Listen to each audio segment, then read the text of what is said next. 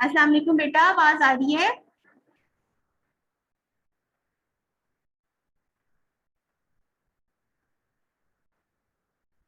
अस्सलाम वालेकुम बेटा, आवाज आ रही है?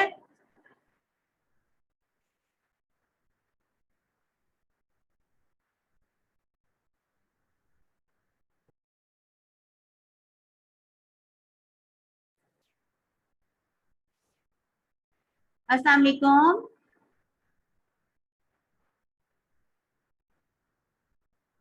हेलो, अस्सलाम वालेकुम। वालेकुम सलाम मैम। चलें जी। अच्छा बेटा, लास्ट टाइम ये जो वेल्वुलर हार्ट डिजीजेज है, ये हमने कहाँ तक पढ़ी थी? क्योंकि बीच में एक लेक्चर मिस हो गया ना, तो फिर मुझे थोड़ी कंफ्यूजन हो रही है कि ये हमने एओर्टिक स्टेनोसिस पढ़ लिया होगा हमने।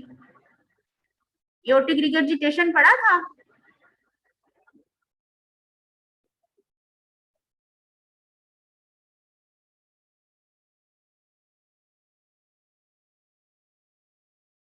हाँ जी।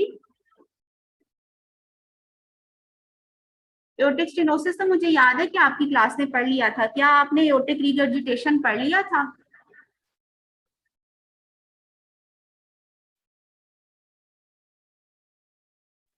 Yes ma'am. एओर्टिक रिगर्जिटेशन भी पढ़ लिया था, और फिर मैंने आपसे कहा था कि बाकी के जो वेल्वुलर हार्ट डिजीज है वो आप खुद पढ़ेंगे, क्योंकि आपको बेसिक कंसेप्ट समझ आ जाना चाहिए। ठीक है। एओर्टिक रिगर्जिटेशन भी पढ़ लिया था?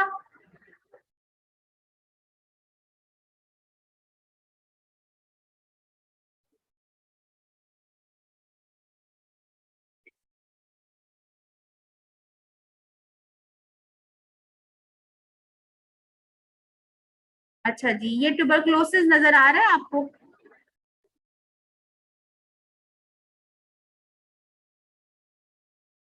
Can you people see the slide of tuberculosis? Yes ma'am. Yes, Yes, ma'am. चलें, ठीक है।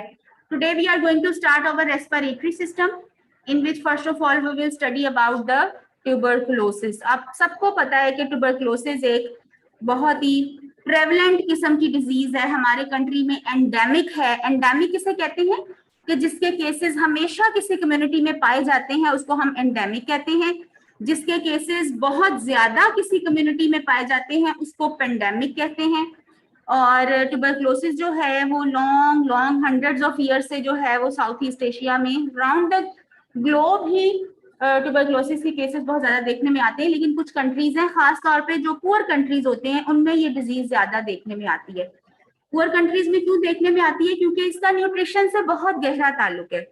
This is called disease of poverty. ये गुर्बत की बीमारी कहलाती है। This is also called disease of poverty, गुर्बत की बीमारी, ट्यूबरक्लोसिस।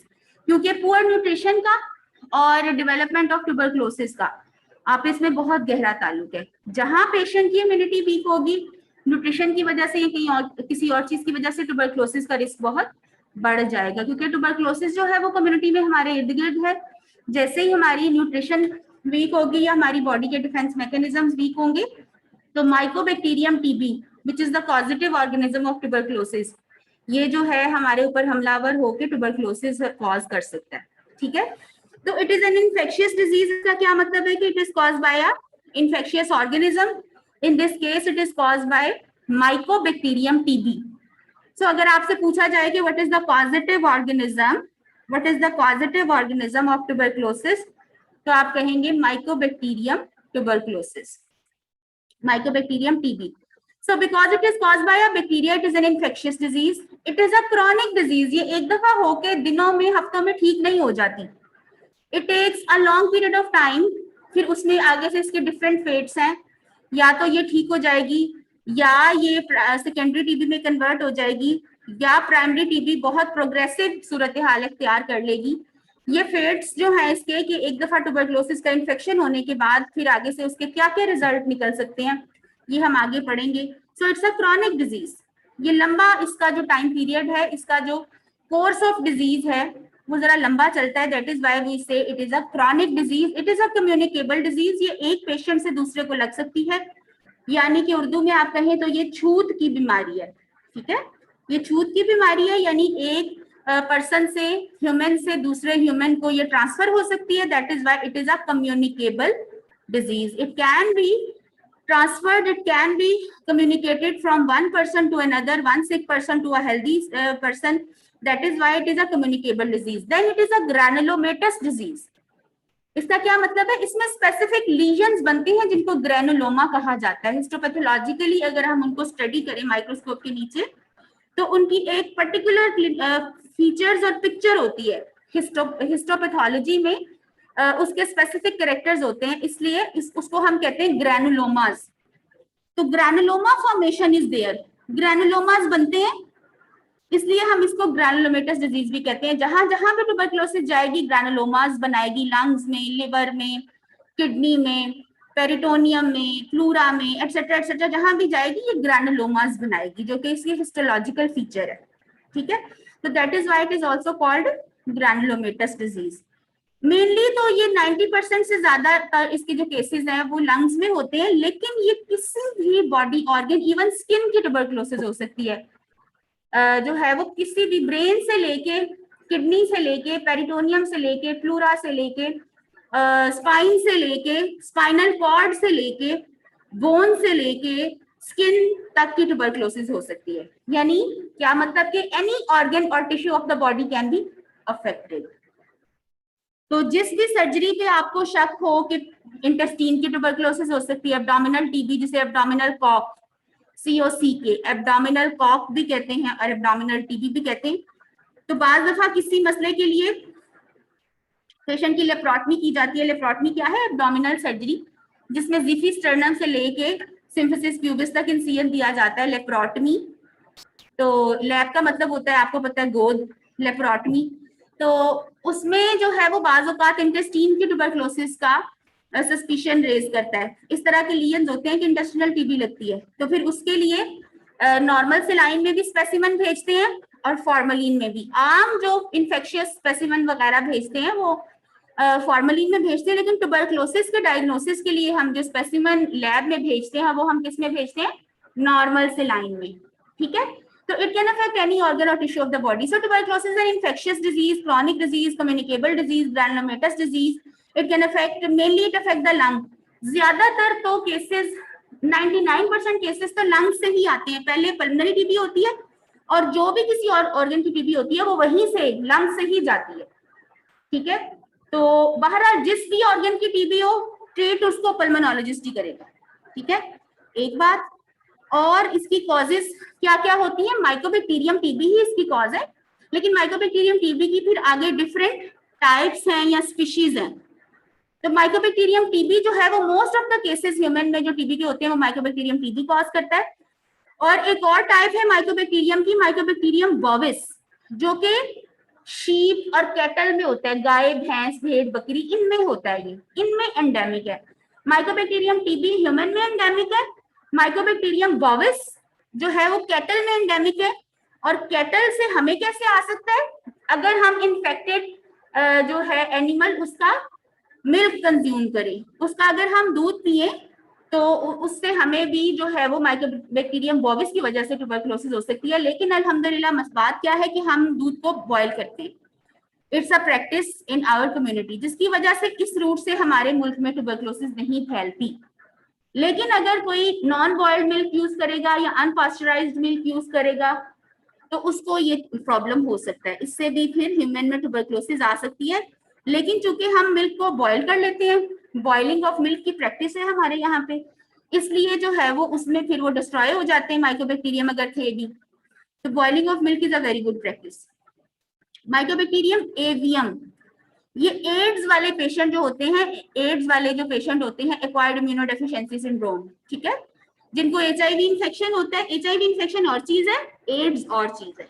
ठीक है, तो एड्स वाले जो पेशेंट होते हैं, सीवियरली इम्यूनोकॉम्प्रोमाइज पेशेंट्स जो होते हैं, उनमें माइकोबैक्टीरियम की जौन सी टाइप ज्यादा ट्यूबरकुलोसिस कॉज करती है, उसका नाम है माइकोबैक्टीरियम एवियम. सो है तो सारे mycobacteria, but there are different types affecting different type of patients. ठीक है, ड्रॉपलेट इन्फेक्शन से जो है वो एक पेशेंट से दूसरे पेशेंट में, सिक पेशेंट से हेल्दी पेशेंट में ये अफेक्ट होगी.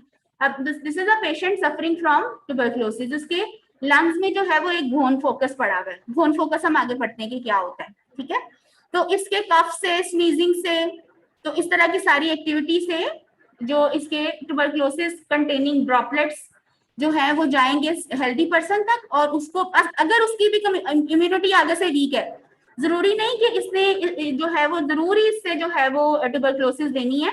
अगर इस पर्सन की इम्यूनिटी वीक है तो फिर ही और she will be get infected with tuberculosis. अगर उसकी इम्यूनिटी अच्छी है तो हो सकता है कि वो बच जाए, ठीक है। तो ये इम्यूनिटी पे डिपेंड करता है। एनी हाउ ट्रांसमिशन इस तरह से होती है। Modes of transmission, direct spread का क्या मतलब है? Droplet infection directly from one person to another through droplets, respiratory droplets, जो कि स्नीजिंग से, कफिंग से या बाज़ औक़ात बातें करने से एक से दूसरे पेशेंट को जा सकते हैं।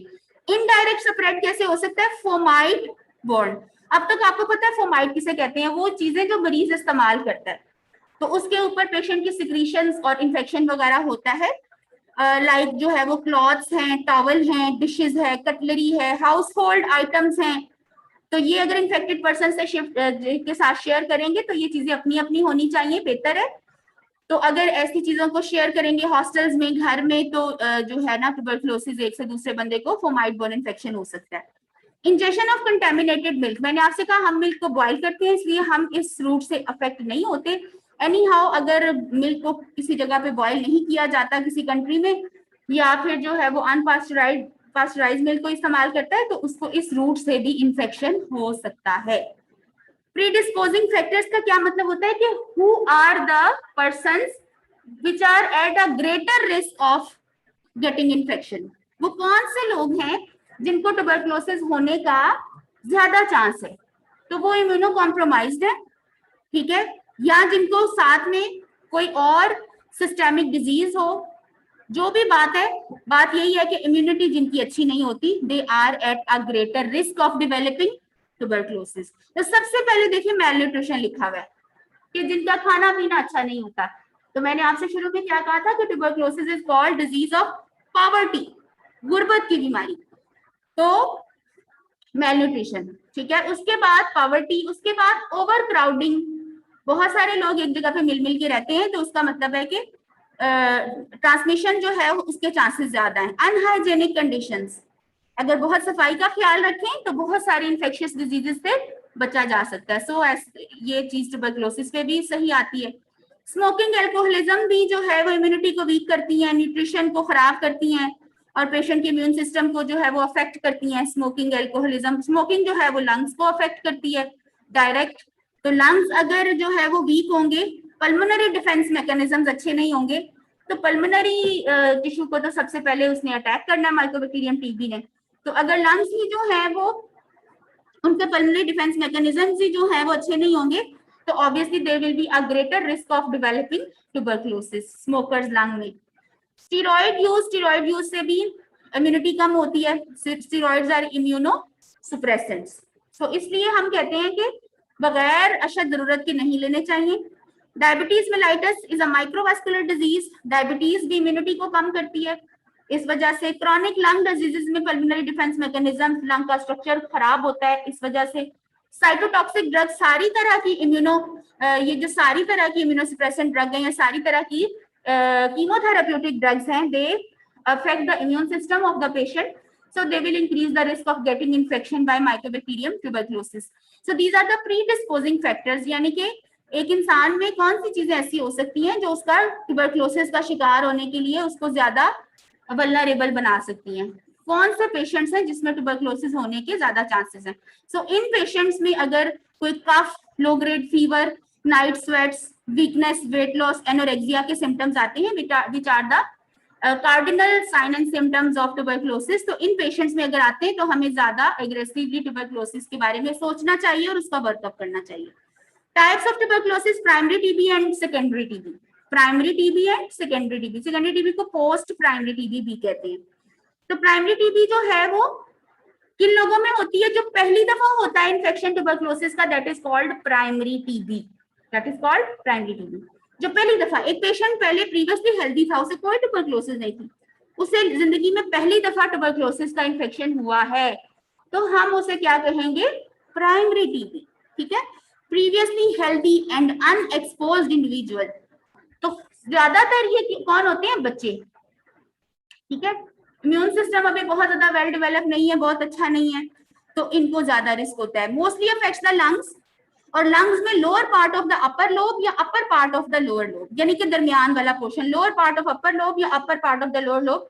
जिस तरह पीछे पिक्चर में दरमियान में लंग्स के करके एक फोकस बन रहा था, उस तरह जो है mostly affects the lungs, and lungs में फिर lower part of the upper lobe को अफेक्ट करेगा ज्यादातर, या upper part of the lower lung lobe को अफेक्ट करेगा।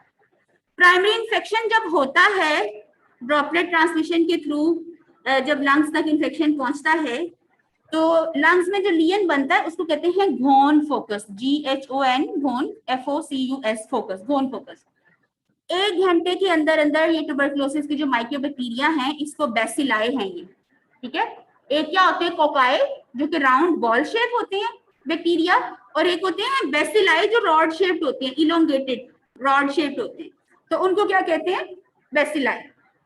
तो ये बेसिलाई है जो कि 1 घंटे के अंदर अंदर जो हाइलम है, दोनों लंग्स के दरमियान में जो स्पेस है जहां पे लिम्फ नोड्स पाए जाते हैं, 1 घंटे के अंदर अंदर आपको पता है कि कोई भी इंफेक्शन होगा, कोई भी ट्यूमर होगा, तो उसके जो सेल्स हैं वो लिम्फ वेसल्स के थ्रू लिम्फ नोड्स में जाएंगे, तो वहां पे वो स्ट्रेन होंगे। ठीक है, लिम्फ नोड जो है वो उनको रिएक्ट करेगा, they will get enlarged, there will be lymphadenopathy, enlargement of the lymph nodes।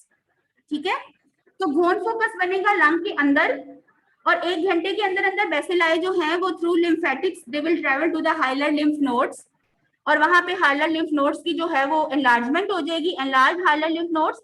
अब ये जो लंग के अंदर प्राइमरी लियन है, जिसको अकेले को घोन फोकस कहते हैं, वो Ghon focus along with the enlarged hilar lymph nodes, इन दोनों चीजों को मिला के कहते हैं घोन कॉम्प्लेक्स। तो it is a difference between Ghon focus and Ghon complex. Ghon focus क्या है? लंग्स में जो लियन है वो घोन फोकस है, और घोन कॉम्प्लेक्स क्या है?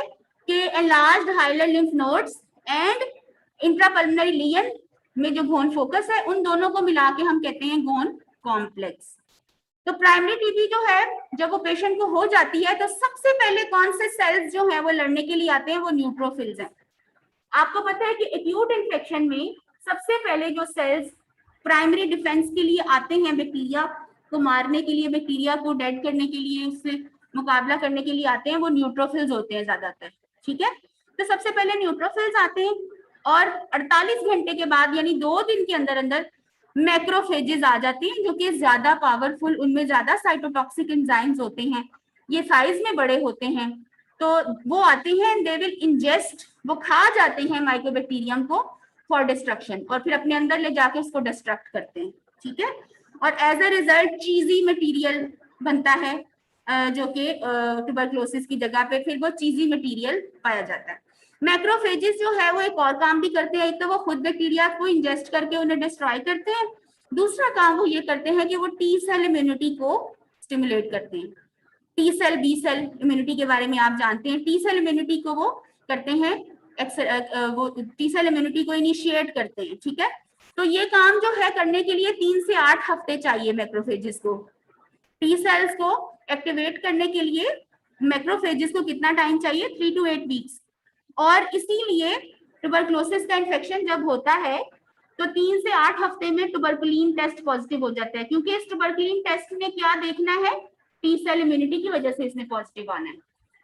टी सेल इम्यूनिटी एक्टिवेट हुई भी होगी तो ट्यूबरकुलिन टेस्ट पॉजिटिव आएगा। So tuberculin test will be positive after 3 to 8 weeks of infection. ठीक है, उससे पहले नहीं होगा। प्राइमरी टीबी के क्लिनिकल फीचर्स क्या है? मोस्टली तो इसके कोई सिम्टम्स खास नहीं आते। ठीक है, लेकिन अगर आए तो क्या आएंगे? Mild fever, dry cough, weight loss, anorexia वगैरह ज्यादातर तो सेकेंडरी टीबी में होते हैं, या प्रोग्रेसिव प्राइमरी टीबी में होते हैं। जो सिंपल प्राइमरी टीबी होती है अक्सर औकात उसके कोई सिम्टम्स नहीं आते, और वो चेस्ट एक्सरे पे या ट्यूबरकुलिन टेस्ट कराने पे पता चलती है। लेकिन अगर सिम्टम्स आए तो माइल्ड फीवर और ड्राई कफ के सिम्टम्स आ सकते हैं। ठीक है, उसके बाद प्राइमरी टीबी पेशेंट को हो गई, अब आगे से उसका बनेगा क्या? आगे से 3 चीजें हो सकती हैं। जब पेशेंट को, जो खासतौर पर ज्यादातर बच्चे होते हैं, आगे से प्राइमरी टीबी के फेट्स क्या होंगे? प्राइमरी टीबी कौन कौन सा रास्ता ले सकती है, कौन कौन सा रूट इख्तियार कर सकती है। ठीक है, तो एक तो ये है कि हीलिंग और फाइब्रोसिस हो जाए, Ghon foci and hilar lymph nodes heal and calcify, और एक्सरे पे एक पुरानी कैल्सिफिकेशन पड़ी हुई हो कि हाँ जी कभी ट्यूबरक्लोसिस हुई थी और फिर मुकम्मल ठीक हो गई, ठीक है। हीलिंग एंड फाइब्रोसिस, जो area of the lung affected था, इन्फेक्टेड था, और जो hilar lymph nodes and large थे, कंप्लीट रिकवरी हो गई। पेशेंट के इम्यून रिस्पॉन्स ने जैसा भी उसको मुकाबला किया, मरीज का जो इन्फेक्शन है वो कंप्लीटली ठीक हो गया। अब दोबारा कभी उसको री इन्फेक्शन हो सकता है, ये नहीं कि अब उसको री इन्फेक्शन, इम्यूनिटी नहीं बनती, ट्यूबरक्लोसिस एक बार हुई दोबारा भी हो सकती है, यही तो मसला है इसमें। तो हीलिंग एंड फाइब्रोसिस हो गई और हाइलर लिम्फ नोड्स भी कैल्सिफाई हो गए, वोन फोकस भी कैल्सिफाई हो गया, बात खत्म हो गई, फिलहाल बात बिल्कुल खत्म हो गई, हीलिंग और फाइब्रोसिस हो गई, ठीक है। Disease has been cured completely, चाहे वो पेशेंट के इम्यून रिस्पॉन्स से हुआ चाहे वो ट्रीटमेंट से हुआ, ठीक है, पेशेंट बिल्कुल ठीक हो गया, लेकिन बस जो अफेक्टेड एरिया था उसकी कैल्सिफिकेशन हो गई, ठीक है। दूसरा ये है कि प्राइमरी टीबी हुई और वो ठीक नहीं हुई और वो पूरी बॉडी में और जगह जगह फैल गई, तो उसको हम क्या कहेंगे, progressive pulmonary TB, progressive primary TB हुई और ठीक नहीं हुई, ठीक है, तो जो है वो progressive primary TB disseminated infection में कन्वर्ट हो गई, ठीक है। और तीसरा फेट क्या है, सेकेंडरी टीबी, ठीक है। तीसरा फेट क्या है, सेकेंडरी टीबी के उस वक्त वो ठीक हो गई और उसके जो बेसिलाई हैं वो डॉर्मेंट यानी सो गए लंग्स में, एक जगह पे जो है वो एक जगह पे खामोशी से पड़े रहे। अब जब कभी पेशेंट की इम्यूनिटी जो है वो वीक होगी, for example pregnancy, for example any kind of immunosuppression, for example malnutrition, tuberculosis का पेशेंट था, उस वक्त वो लगा कि वो ठीक हो गया, मेडिकेशन से ठीक हो गया, लेकिन वो क्या हुआ कि बेसिलाई जो है वो डेड नहीं हुए, वो डॉर्मेंट हो गए और लंग्स में खामोशी से रहने लगे। अब जब तक पेशेंट की डाइट और हर चीज ठीक रहेगी, इम्यूनिटी ठीक रहेगी, it will not, the dormant bacilli will be dormant, वो उठ के दोबारा ट्यूबरक्लोसिस एक्टिवेट कब हो जाएगी, जब मैलन्यूट्रिशन होगी, जब इम्यूनोसप्रेशन होगा, जब प्रेगनेंसी होगी, तो तब भी हो सकती है, ठीक है। प्रोग्रेसिव प्राइमरी टीबी क्या होती है, it occurs in children with malnutrition, mostly इसका जो शिकार होते हैं, मैलन्यूट्रिशन के जो शिकार बच्चे होते हैं वो मोस्टली इसका शिकार होते हैं। अच्छा, इसमें अब जो है क्या होता है, इसमें जो बोन फोकस होता है उसकी एनलार्जमेंट होती है, वो बड़ा होता है, और मैंने आपको बताया कि मैक्रोफेजेस उसमें डिस्ट्रक्शन कर रहे होते हैं माइकोबैक्टीरियम की, तो जिससे as a result caseous material बनता है, केजिएशन, केजियस चीजी मटेरियल उसके अंदर बनता है। आम में तो पस बनती है, लेकिन माइकोबैक्टीरियम जरा ढीठ और डिफरेंट किस्म का बैक्टीरिया, तो उसमें केजियस मटेरियल बनता है instead of pus formation. Cavitation of the primary focus, फिर उसके अंदर कैविटीज बनती हैं, यानी लंग टिश्यू डिस्ट्रक्ट होता जाता है। Spread of the infection to the lungs and lung lobes and pleura, एक जगह पे है तो इसका spread to the other lung lobes, other lung और प्लूरा को स्प्रेड, ठीक है, और इसकी वजह से फिर प्लूरल इफ्यूजन, ठीक है। प्लूरल स्पेस जो होती है उसमें नॉर्मली 20 ml तक फ्लूइड होता है, लेकिन जब एक्सेसिव अमाउंट ऑफ फ्लूइड जो है इसमें जमा हो जाएगा तो हम उसको कहेंगे प्लूरल इफ्यूजन, ठीक है। Accumulation of excessive amount of fluid in plural space is called pleural effusion, और इसकी एक कॉज ट्यूबरक्लोसिस भी हो सकती है, ठीक है। इन्फेक्शन इसका कॉज हो सकते हैं और एक इन्फेक्शन जो है वो ट्यूबरक्लोसिस भी हो सकता है जो कि प्लूरल इफ्यूजन कर सकता है। जब प्लूरा को स्प्रेड हो जाएगी प्लूरल इफ्यूजन रहेगी, ठीक है। Enlargement of the bone focus, caseation, cavitation of the primary focus, spread of the infection with the lung lobes and pleura and pleural effusion, एक तो रिजल्ट ये निकलेगा। उसके अलावा अब लंग्स में इतना कुछ हो रहा है तो लंग्स में ब्लड वेसल्स नहीं है, बिल्कुल हैं, तो हेमाटोजेनस स्प्रेड भी हो सकता है, ठीक है। अगर हेमाटोजेनस स्प्रेड का क्या मतलब होता है कि blood will go into the, infection will go into the blood, तो ब्लड में चला गया तो वो जहां मर्जी चला जाए, तो वो कहाँ जा सकता है, हो सकता है कि वो किडनी में जाके रिसाइड करे, किडनी में रहने लगे और वहां ग्रैनुलोमेटस लीजन्स बनाए। जहां भी ट्यूबरक्लोसिस का बैक्टीरिया माइकोबैक्टीरियम जाएगा वहां पे जब इन्फेक्शन करेगा तो क्या बनाएगा, ग्रैनुलोमास, ग्रैनुलोमा फॉर्मेशन होगी वहां पे, बोन्स, जॉइंट्स, लिम्फ नोड्स। तो किसी भी टिश्यू को हेमाटोजेनस स्प्रेड, ब्लड तो हर जगह जाता है, तो किसी भी टिश्यू को इन्फेक्ट कर सकता है।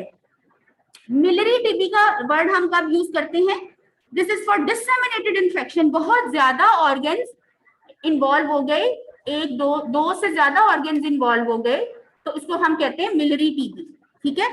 एंड ट्यूबरकुलस मेनिंजाइटिस भी हो सकता है, मेनिंजीज की ट्यूबरकुलोसिस, ठीक है, कैन रिजल्ट। मिलियरी टीबी का मतलब है डिसेमिनेटेड इन्फेक्शन, काफी सारे ऑर्गन जो है they are affected by tuberculosis, और लंग्स भी बहुत ज्यादा अफेक्टेड है और ऑर्गन्स भी हैं, बहुत ज्यादा फैली हुई ट्यूबरक्लोसिस। तो miliary TB is equal to disseminated tuberculosis infection, ठीक है। तो प्राइमरी टीबी के साथ प्रोग्रेसिव प्राइमरी टीबी हम किसे कहेंगे, ये जो सारी फेट है, ये जो सारी स्टेजेस है, इसको हम कहेंगे कि टीबी है ये प्रोग्रेसिव प्राइमरी टीबी बन गई है, ठीक है।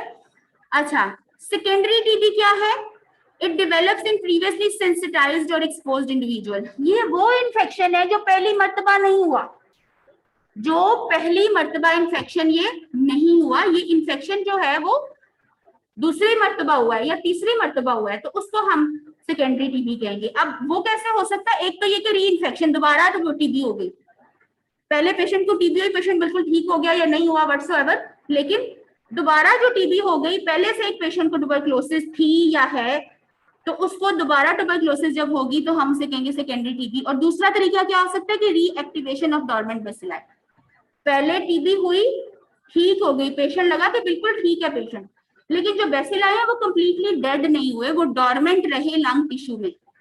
और अब जब भी पेशेंट की इम्यूनिटी वीक होगी, जब भी पेशेंट मैलन्यूट्रिशन का शिकार होगा, तो रीएक्टिवेशन ऑफ डोरमेंट बेसिलाई हो जाएगा, इसको भी कहेंगे सेकेंडरी टीबी। तो सेकेंडरी टीबी रीइंफेक्शन की वजह से हो सकती है या reactivation of the dormant bacilli की वजह से हो सकती है, ठीक है।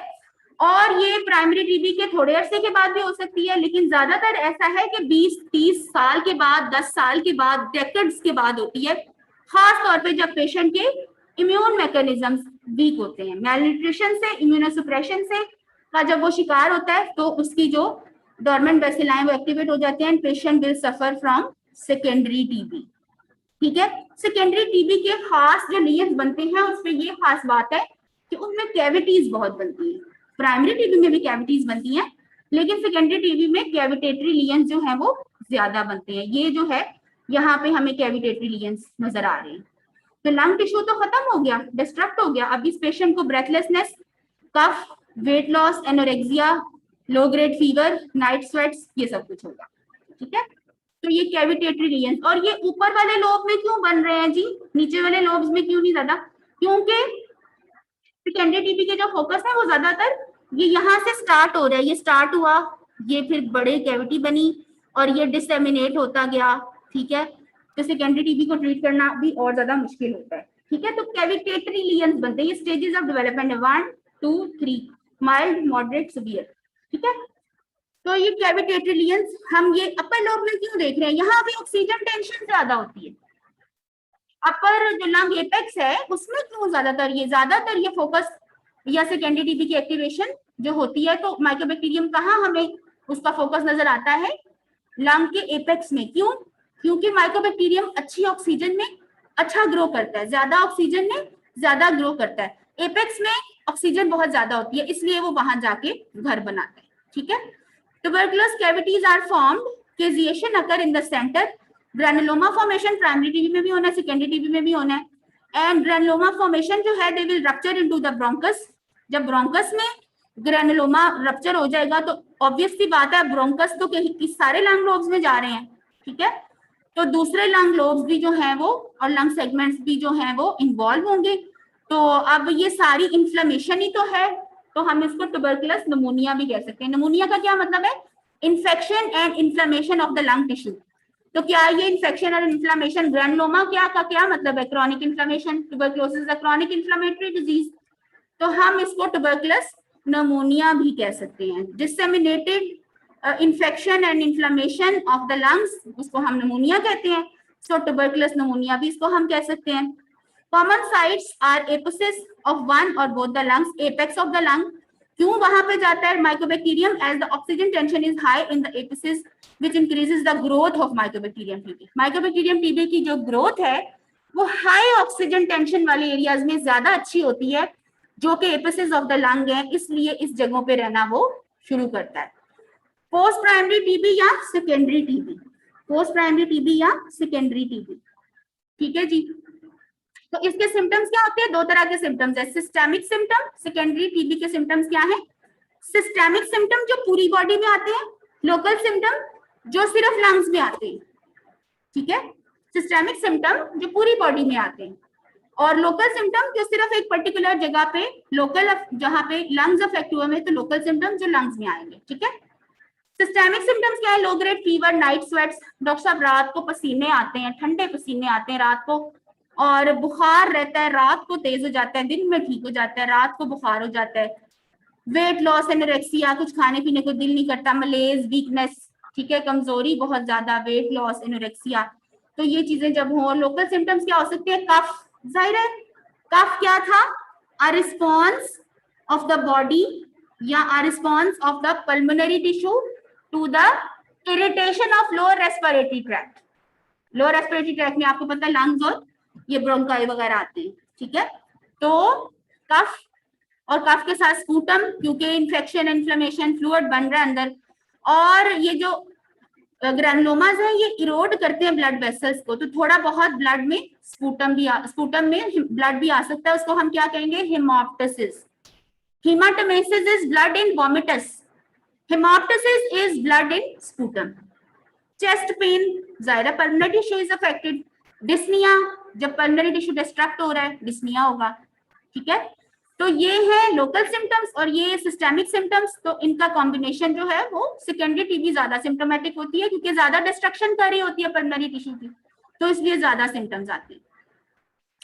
इन्वेस्टिगेशन जिनके जरिए हम ट्यूबरकुलोसिस को डायग्नोज कर सकते हैं, सबसे पहले चेस्ट एक्सरे, हर जगह अवेलेबल, इजीली अवेलेबल, सस्ता टेस्ट, ठीक है, रिपोर्टिंग की भी कोई खास जरूरत नहीं, हर बंदा उसको पढ़ने में माहिर है। चेस्ट एक्सरे इन चिल्ड्रन, जब बच्चों का चेस्ट एक्सरे कराया जाता है तो hilar lymph node enlargement is more prominent. मैंने आपसे कहा कि घोन फोकस जो है वो बनेगा एज एन इंट्रापल्मोनरी लीजन, और वहां से बैक्टीरिया बेसिलाई जो है they will travel to the hilar lymph nodes, there will be hilar lymph node enlargement and that can be seen on x-ray. बच्चों के एक्सरे में hilar lymph node enlargement is more prominent, बड़ों के x ray में intrapulmonary lesion are more prominent. तो बच्चों और adults के एक्सरे में ये फर्क है, बच्चों में hilar lymph node enlargement is more prominent, intrapulmonary lesions are not that much prominent, जबकि एडल्ट्स में enlargement of the intrapulmonary lesion जो है they are more prominent and enlargement of the hilar lymph node is less prominent. अगला diagnostic test है tuberculin test कह लें, PPD कह लें, प्यूरिफाइड प्रोटीन डेरिवेटिव, या उसको आप मॉन्टॉक्स टेस्ट कह लें, कुछ भी कह लें। तो ये जो है जिनको बीसीजी वैक्सीनेशन,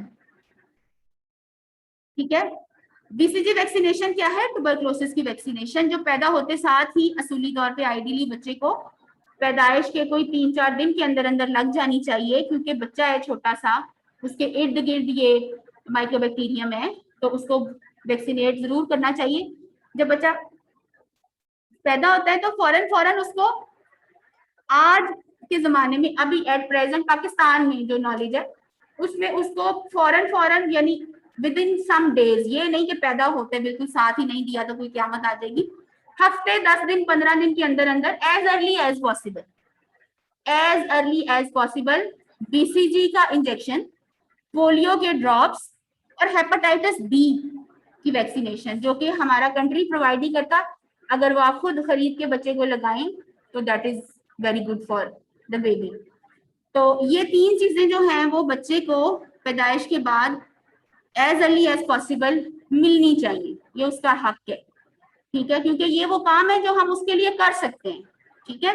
जो नहीं कर सकते जिन डिजीजेस के लिए, जिनकी वैक्सीनेशन बहुत एक्सपेंसिव है, हर बंदा नहीं अफोर्ड कर सकता, लेकिन ये 3 चीजें, इसमें से बीसीजी और पोलियो ड्रॉप्स तो आपको गवर्नमेंट देती है। आप किसी भी वैक्सीनेशन सेंटर पे जाते हैं तो बच्चे को बीसीजी का इंजेक्शन लगाया जाता है, पोलियो के ड्रॉप्स पिलाए जाते हैं। फिर अगर हेपेटाइटिस बी आपके नॉलेज में होने चाहिए कि एक और वैक्सीनेशन जो फौरन लगनी चाहिए वो क्या है? हेपेटाइटिस बी कितनी सीरियस डिजीज है, और अगर एक वैक्सीनेशन से हम उससे बच जाए तो कितनी प्यारी बात है। तो ये 3 चीजें फौरन मिलनी चाहिए, 2 गवर्नमेंट प्रोवाइड करती है, एक आप खुद खरीद लें, ठीक है। तो ट्यूबरकुलिन टेस्ट कह लें, पीपीटी कह लें, मॉन्टॉक्स टेस्ट कह लें, जिस बच्चे को बीसीजी मिली हुई है उसमें तो इम्यूनिटी बनी हुई है कुछ ना कुछ, ठीक है, तो उसका तो ट्यूबरकुलिन टेस्ट पॉजिटिव आएगा ही आएगा, क्योंकि उसमें इम्यूनिटी जो बनी हुई है, टी सेल्स बने हुए हैं, ठीक है, अगेंस्ट ट्यूबरकुलोसिस। तो जिसको बीसीजी वैक्सीनेशन नहीं मिली उसका अगर मॉन्टॉक्स टेस्ट पॉजिटिव आ जाए तो इसका मतलब है कि ट्यूबरकुलोसिस का वो पेशेंट है, ठीक है। बीसीजी वैक्सीनेशन मिली भी है उसका तो ट्यूबरकुलिन टेस्ट पॉजिटिव ही आना है, बिकॉज ये टी सेल्स की वजह से है, इम्यूनिटी की वजह से। तो उस पेशेंट को जिसको बच्चे को जिसको बीसीजी वैक्सीनेशन मिली हुई है उसमें इम्यूनिटी बनी हुई है, उसको तो मोंटोक्स पॉजिटिव ही आएगा। ठीक है, पॉजिटिव कैसे पता चलता है? हम स्किन में 0.1 ml ये जो इसका मटेरियल है प्यूरिफाइड प्रोटीन डेरिवेटिव ये इंजेक्ट करते हैं और उसको नेक्स्ट 24 टू 48 आवर्स के लिए ऑब्जर्व करते हैं। तो जिसका जो है 1 सेंटीमीटर से ज्यादा का रेडनेस बन जाए उसका टेस्ट पॉजिटिव है, उससे कम बने तो फिर उसकी डिफरेंट इंटरप्रिटेशंस है। ठीक है, चेस्ट एक्सरे को देखें तो ये देखें hilar lymph nodes are prominent, ये एक बच्चे का वो है एक्सरे। ये मिलियरी ट्यूबरक्लोसिस का एक्सरे। मिलियरी ट्यूबरक्लोसिस में आप देख सकते हैं कि जगह जगह जगह जगह जगह ओपेसिटीज नजर आ रही है, जगह जगह जगह फैली हुई डिसमिनेटेड इन्फेक्शन, फैली हुई टीबी लंग्स में। ठीक है, और उसके अलावा ये जो है यहाँ पे भी हाइलाइट लिम्फ नोड्स ही नजर आ रहे हैं। ठीक है, तो इस तरह करके एक्सरे के ऊपर नजर आएगा। मॉन्टोक्स टेस्ट कह लें, पीपीडी प्यूरिफाइड प्रोटीन डेरिवेटिव कह लें, ट्यूबरकुलिन स्किन टेस्ट कह लें, सब एक ही चीज के नाम है। डर्मिस में लगाना है, नीचे फैट तक नहीं जाना। इंसुलिन सिरिंज होती है 1 ml की, उसके जरिए ये जो है वो क्रिएट किया जाता है बबल। ठीक है, फिर इस एरिया को जो है वो ऑब्जर्व किया जाता है for the next 2 to 3 days कि इसमें कितनी रेडनेस आती है, फिर उसके अकॉर्डिंगली इसको इंटरप्रेट करते हैं। अगली इन्वेस्टिगेशन है बैक्टीरियोलॉजिकल एग्जामिनेशन। हम माइक्रोबैक्टीरियम को देख लेते हैं, अगर वो हमें मिल जाएगा तो टीबी है, नहीं मिलेगा तो टीबी नहीं है। ठीक है जी, तो उसको हम कैसे देखें? सबसे ज्यादा जो टेस्ट हमारे हॉस्पिटल्स में ट्यूबरकुलोसिस के डायग्नोसिस के लिए परफॉर्म किया जाता है वो है स्पूटम एग्जामिनेशन फॉर एएफबी। एएफबी का क्या मतलब होता है? Acid fast bacilli. ये माइक्रोबैक्टीरियम का एक और नाम समझ लें। स्पूटम, अर्ली मॉर्निंग स्पूटम, पानी पीने से भी पहले, सुबह पेशेंट उठे, अच्छी तरह खांसी करे, छोटा स्टीराइल कंटेनर प्लास्टिक का, इनर्ट किस्म का, नॉन रिएक्टिव किस्म का, हर मेडिकल स्टोर से मिल जाता है, छोटा सा कंटेनर। उसमें अर्ली मॉर्निंग पेशेंट अच्छी तरह कफ करे और उसमें स्पूटम कलेक्ट करे और वो लैब में भेजा जाए। और ये काम 3 डेज किया जाए, हो सकता है 1 में ना आए, 2 में ना आए, तीसरे में आ जाए, तो 3 दिन अर्ली मॉर्निंग स्पूटम स्पेसिमेन जो है वो लैब में भेजा जाए टू डिटेक्ट माइक्रोबैक्टीरियम टीबी। इसके अलावा हम स्पूटम नहीं आ रहा भाई पेशेंट को, हमें टीबी डायग्नोस करनी है, तो हम क्या करें? 3 लेरेंजियल स्वैब्स। तो हम पेशेंट के लेरेंज से स्वैब ले लें, 1 दिन, 2 दिन, 3 दिन, हो सकता है उसमें मिल जाए। फास्टिंग गैस्ट्रिक वॉशिंग्स भी एक ऑप्शन है।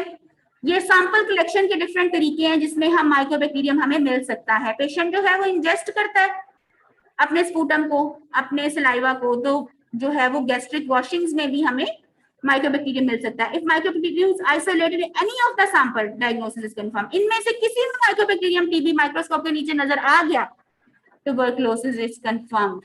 तो ये था बैक्टीरियोलॉजिकल एग्जामिनेशन। अच्छा जी, अब और क्या तरीके हैं ट्यूबरकुलोसिस को डायग्नोस करने के लिए? Biopsy and culture of the lung, bone marrow, lymph node. बाज दफा ट्यूबरकुलोसिस का डायग्नोसिस बड़ा ट्रिकी हो जाता है। ठीक है, हमें लग रहा है कि ट्यूबरकुलोसिस है, हम डायग्नोस करना चाहते हैं हर कीमत पे, तो हम लंग की या बोन मैरो की, अगर मैरो बोन की टीबी है या लिम्फ नोड्स की है तो उनका हम बायोप्सी लेके उसका कल्चर करके भी माइक्रोबैक्टीरियम को देख सकते हैं। उसमें कुछ समझ नहीं आ रही, ट्रायल ऑफ एटीटी, पेशेंट को एटीटी दे के देख लें। एटीटी क्या है? Anti TB therapy, anti tuberculous therapy. ATT दे के देख लें, 15 दिन पेशेंट को एटीटी दिया, वो ठीक हो गया, इसका मतलब है टीबी थी। ठीक है जी, बहुत अच्छी इन्वेस्टिगेशन है, लेकिन थोड़ी सी महंगी। पीसीआर फॉर माइक्रोबैक्टीरियम, स्पूटम का पीसीआर कर लें, 48 घंटे में रिजल्ट आ जाएगा भी माइक्रोबैक्टीरियम टीबी था उसमें कि नहीं था, अल्लाह अल्लाह खैर सलाह।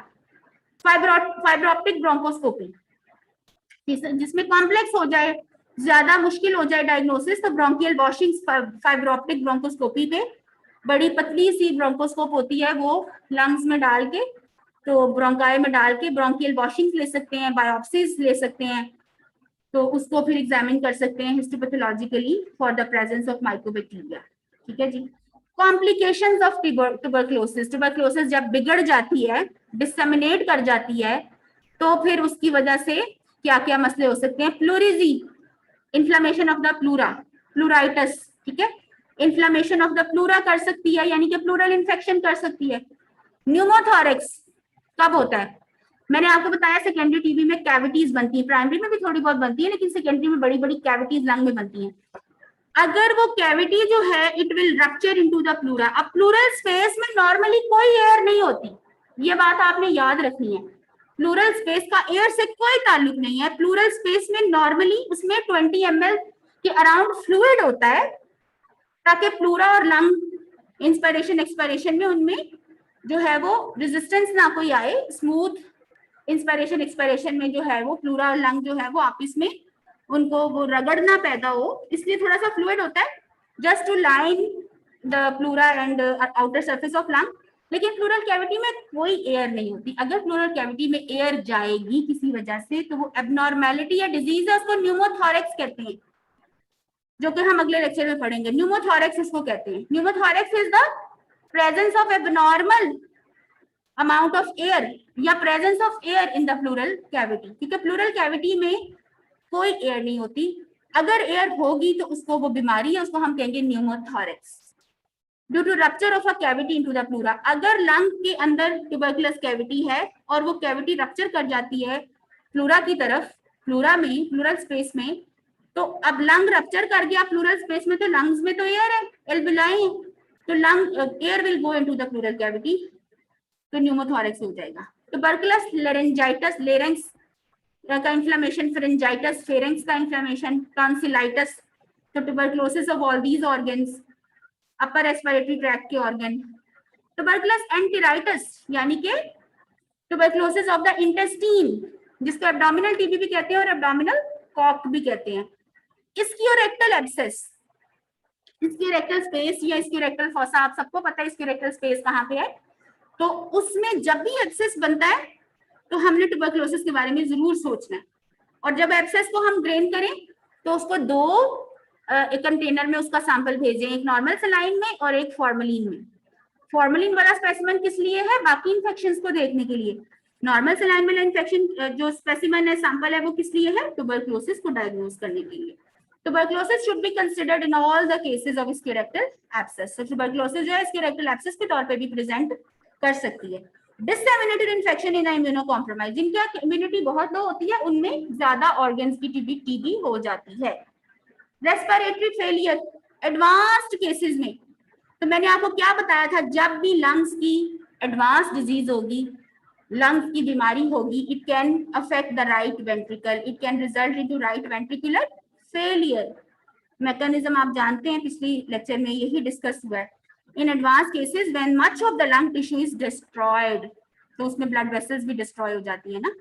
Fungal colonisation of tuberculous cavities, अब ये जो कैविटीज बन गई है इसमें फंगस अपना घर बना लेती है। एस्परजिलोसिस, बहुत सीवियर कफ होती है, बड़ा इरिटेटिंग कंडीशन है, fungal infection of the tuberculous cavities. तो ये थी कॉम्प्लिकेशंस ऑफ ट्यूबरकुलोसिस। ट्रीटमेंट हम अगले लेक्चर में पढ़ेंगे इंशाल्लाह। अगले लेक्चर में हम ट्यूबरकुलोसिस का ट्रीटमेंट पढ़ेंगे, फॉलोअप पढ़ेंगे और इंशाल्लाह जो है वो निमोनिया पढ़ेंगे। Any question? No ma'am. Okay, अच्छा मेरी बात सुने, आपका जो मिड है वो ऑन कैंपस ही होगा, ऑन कैंपस ही होगा, ऑन कैंपस ही होगा, ठीक है? कोई किसी स्टूडेंट को कोई रिलैक्सेशन नहीं है मैम। आप सब लोग अपने जहन में रखें, कोई उसको मिस ना करे, बाद में क्या होना है, रीटेक होना है नहीं होना कोई पता नहीं है, ठीक है? एक कुछ बच्चों ने मुझे अपने फादर के डेथ सर्टिफिकेट भेजे हैं, तो हम सब जानते हैं ये तो एक जेन्युइन रीजन है। मैं पूरी कोशिश करूंगी कि बाद में उनका रीटेक ले लूं, लेकिन मेरी आपसे हम्बल रिक्वेस्ट है कि हर बच्चा, प्लीज कोई बच्चा मिड जो है ना वो मिस ना करे। बहुत स्ट्रिक्ट पॉलिसी है, बाद में आपको बहुत प्रॉब्लम हो जाएगा, सिवाय बहुत जेन्युइन रीजन जैसे कि मैंने आपको पहले रीजन बताई है, उसके अलावा कोई माफी नहीं है, ठीक है? तो कंट्रोलर की तरफ से फाइनल ईमेल आपको इस चीज पे भी आ जाएगी, ठीक है? तो आप लोग अपनी अच्छी तैयारी करें और अपने टाइम पे आके पेपर दें। 9 जुलाई को आपका पेपर है, 3rd स्लॉट में, सबको पता है ना? डेटशीट आपको मिल गई है, ठीक है? और पहले 10 लेक्चर आपका कोर्स है, ठीक है? Yes, ma'am.